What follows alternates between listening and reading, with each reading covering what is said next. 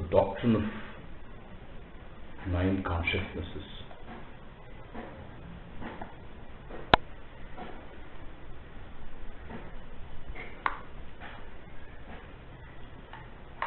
which interprets according to the Buddhist analysis of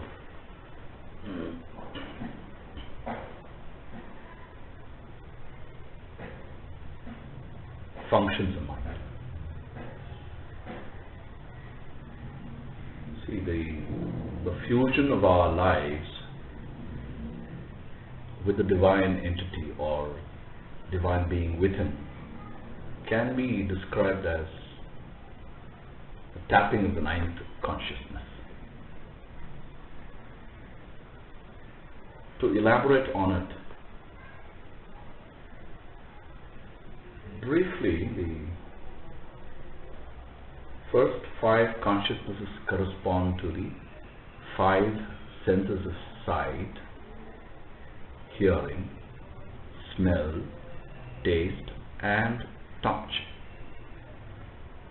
The sixth consciousness, mind, integrates the impressions of the five senses.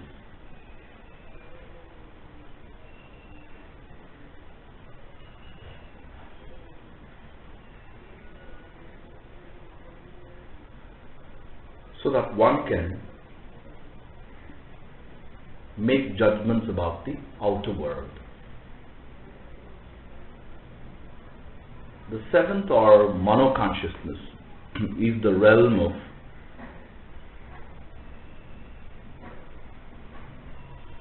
abstract thought.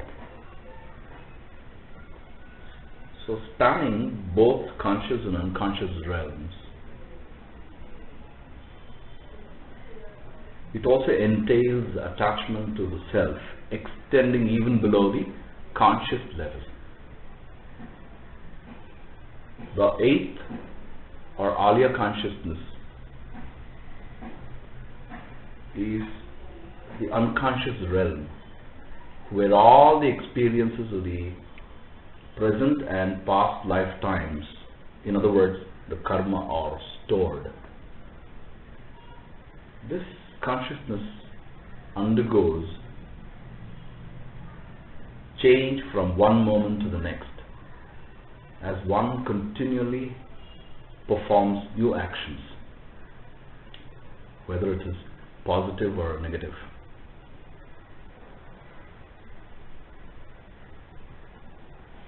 The karmic content of the consciousness, this Amala consciousness,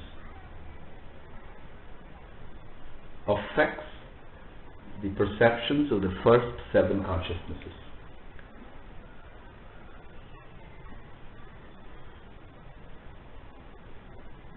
And these perceptions in turn predispose us to our own particular karmic patterns.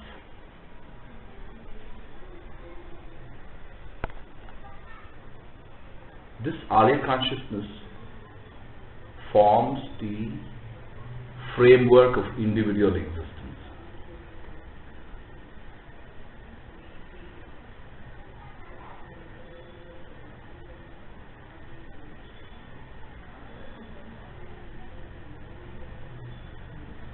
And is the subject which undergoes the cycle of birth and death.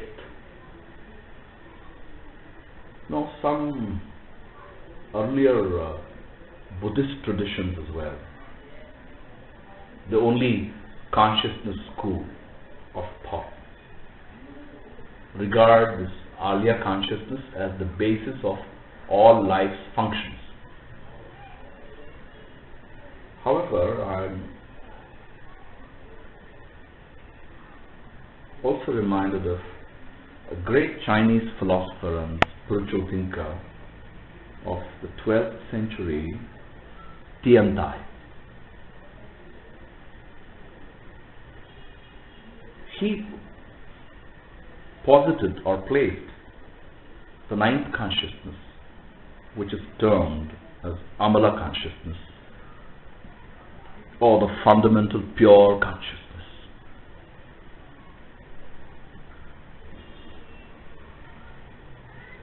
which is lying underneath this Arya consciousness.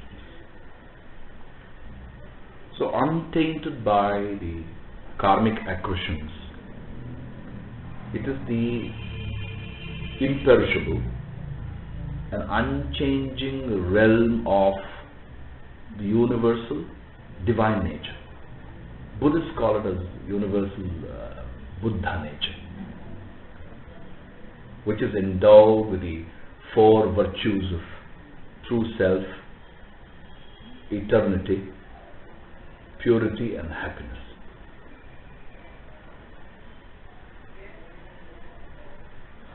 In saying the body is the palace of the ninth consciousness, it is emphasized that the potential for Godhood or Buddhahood exists within us. It is not outside us.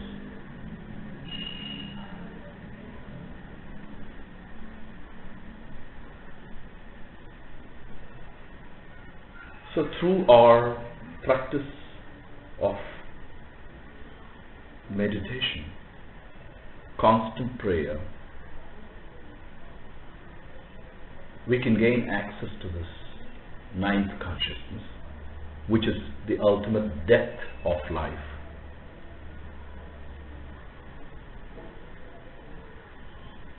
Activated by our deep contemplation or meditation that we follow in the system, its light, so to speak, floods upwards to illuminate the workings of the other eight consciousnesses, so that the entire interlocking of network of causes and effects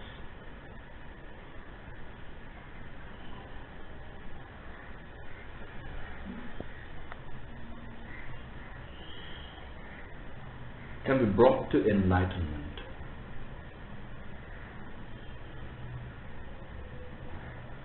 by tapping this ninth consciousness or the divine nature within. We can fundamentally change our karma for the better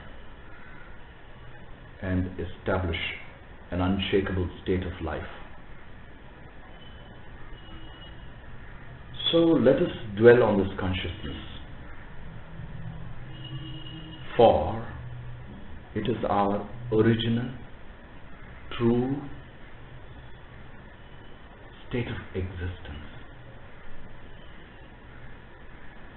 the ultimate blissful state of life.